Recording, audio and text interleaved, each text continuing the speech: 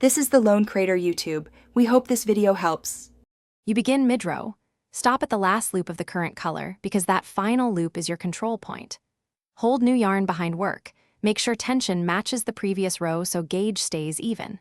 Insert hook into stitch and yarn over with new color, pulling through to complete the stitch. This locks the join.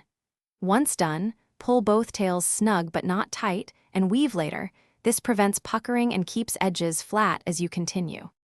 Next, you secure the join and hide ends so the piece looks tidy and wears well.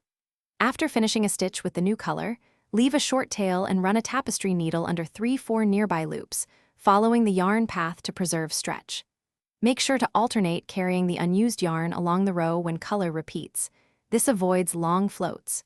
If changing colors often, twist yarns together at the back to prevent gaps and keep the fabric stable.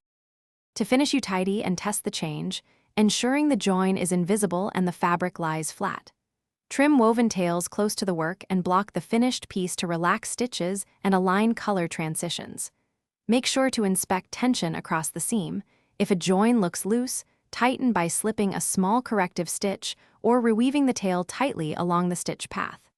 If color separates later, reweave the tail or add one small. Thanks for watching. Consider subscribing if we helped you.